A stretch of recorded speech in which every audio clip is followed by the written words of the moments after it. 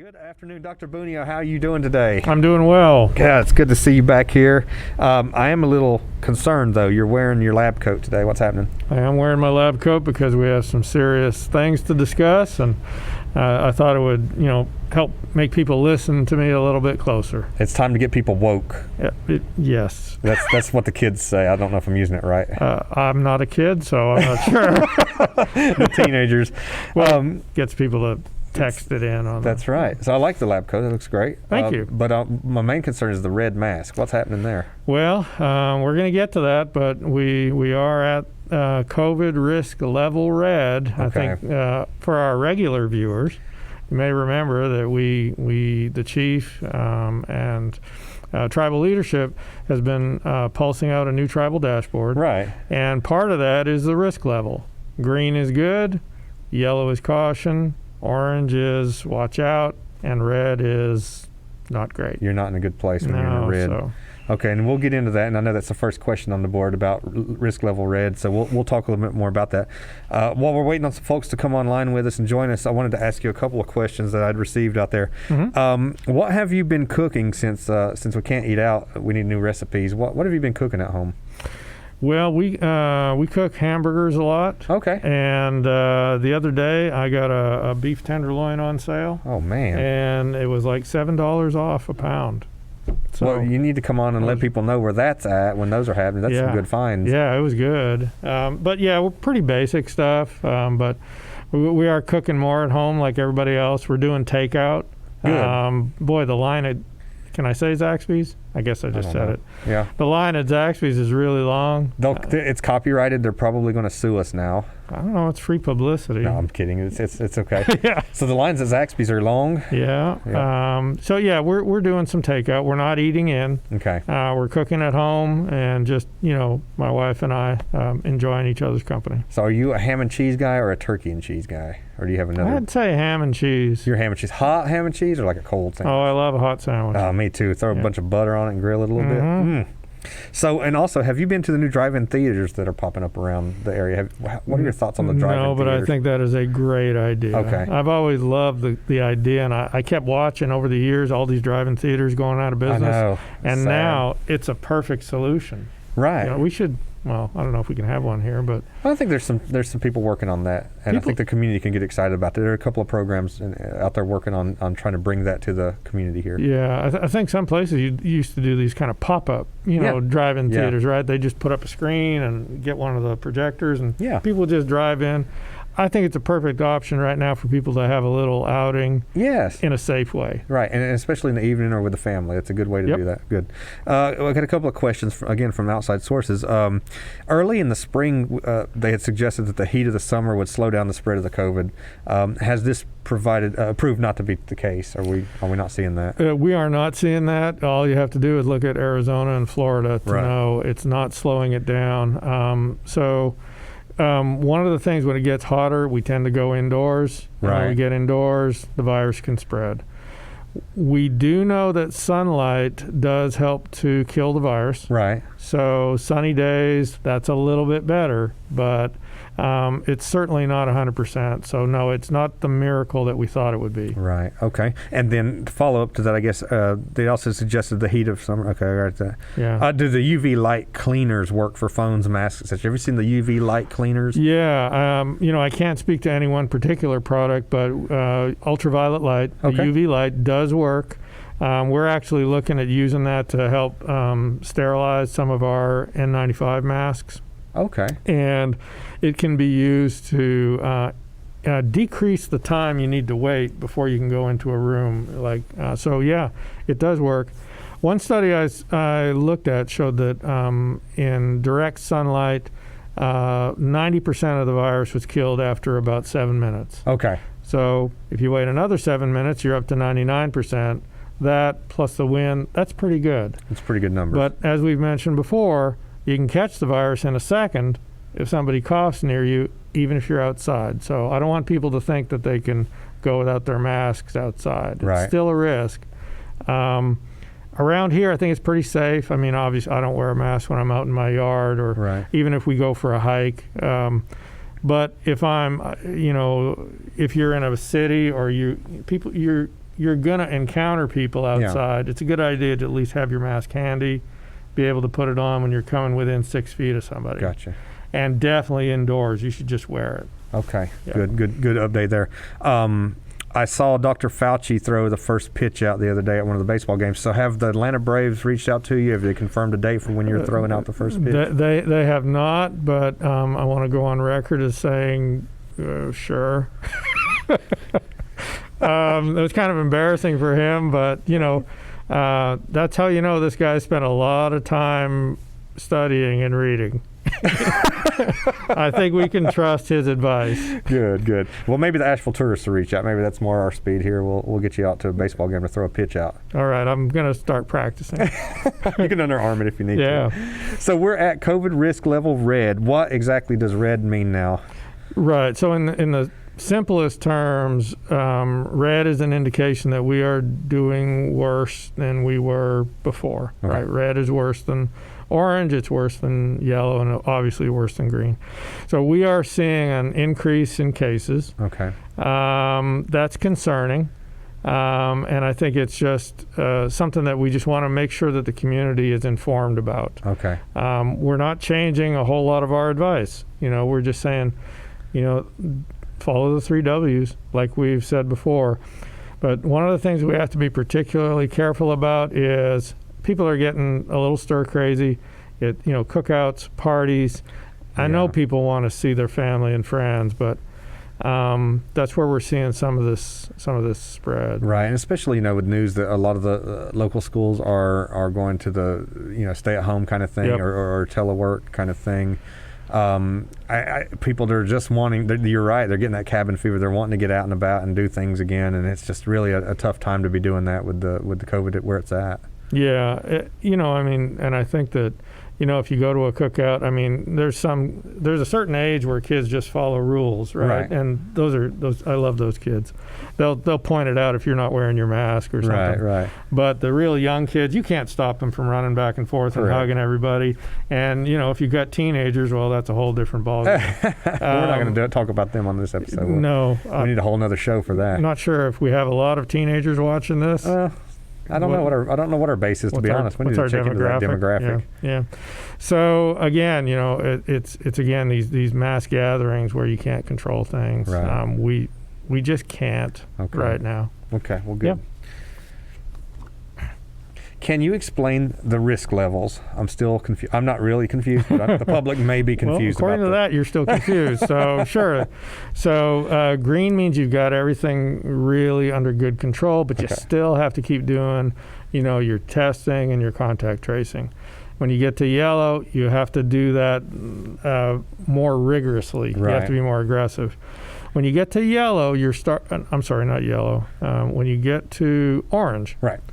Then you have to make sure you have a very sophisticated and robust contact tracing, and we do.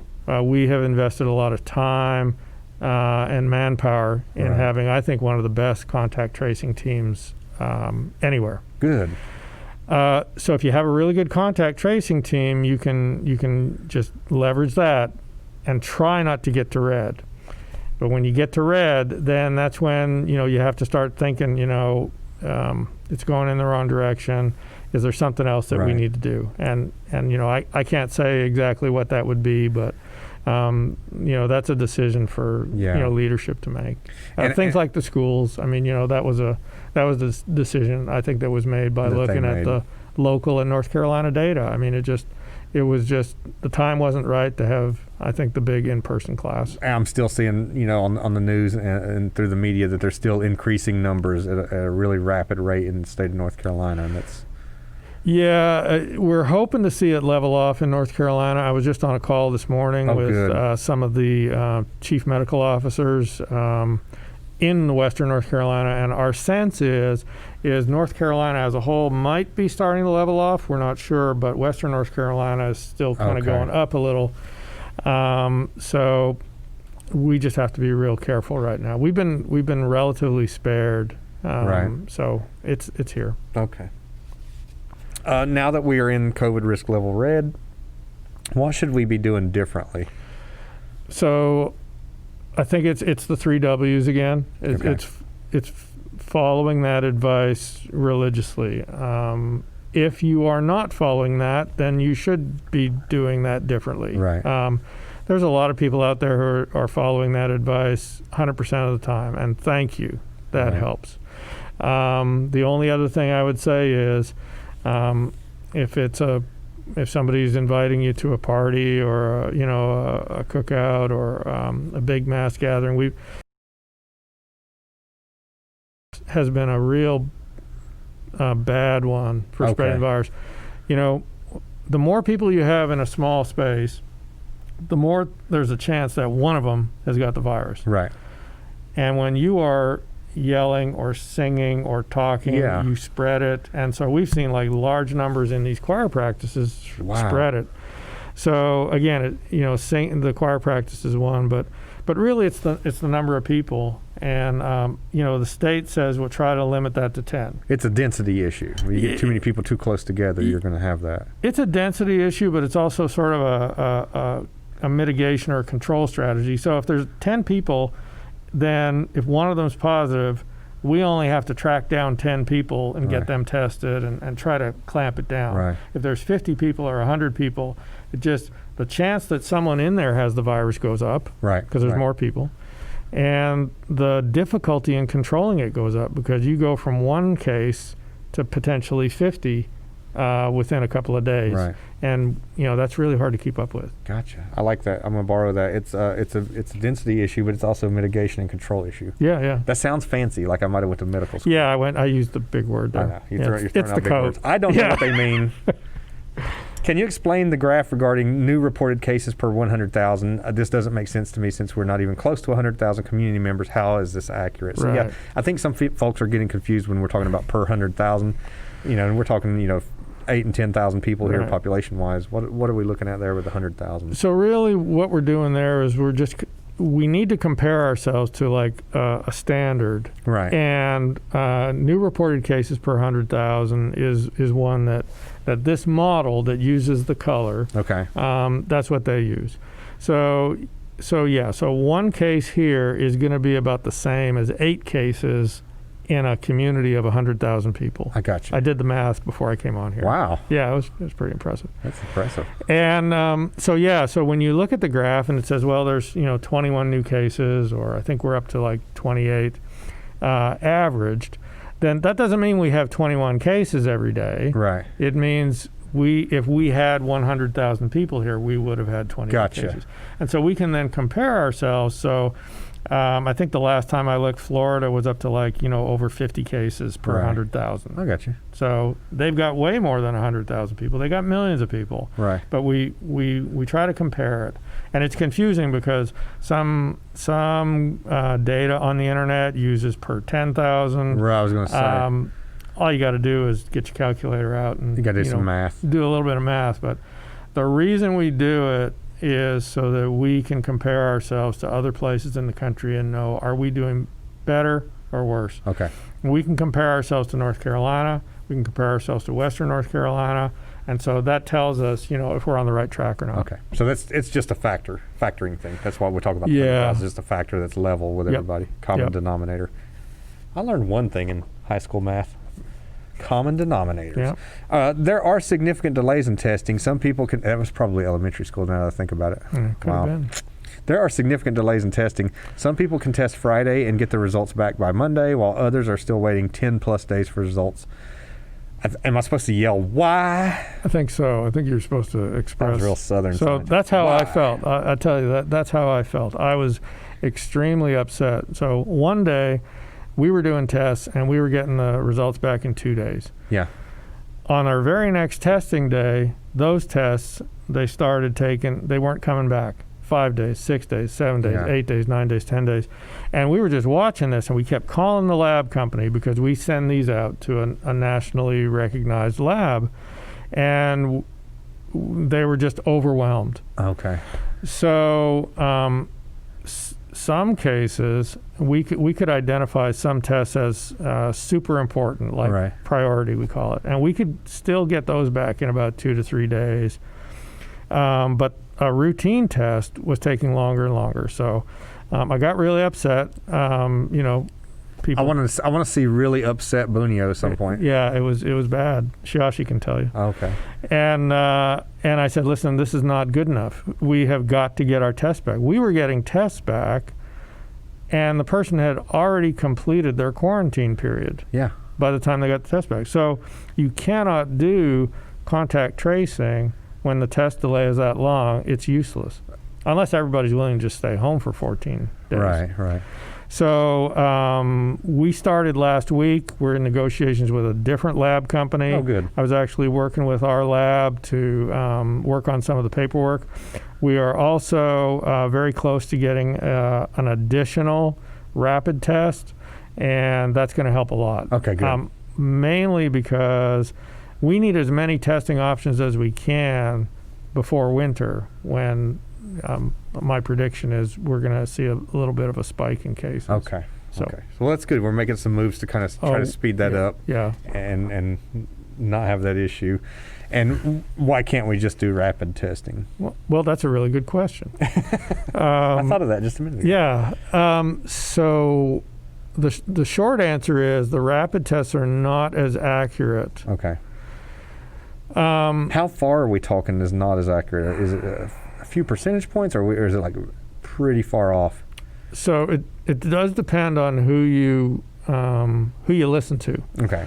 So the lab company says they're about 96% accurate, but some of the early studies said they were about 85% accurate. Right. So what does that mean? Well, worst case scenario, if we have 100 people and we use this rapid test, we're going to pick up 85 of them and we're going to miss 15. Okay.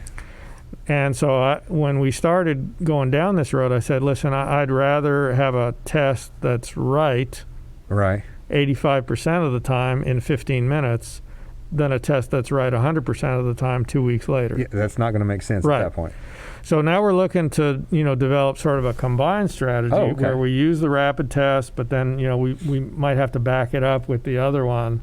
Is that feasible? Are we able to have enough rapid tests and standard tests to make that feasible for our testing numbers? Yeah, we think so. So the company that makes this, there's two advantages to the rapid test we're looking at now. One is it's self-contained. If you got the test, you don't have to order more reagents. And that's what's slowing down everybody.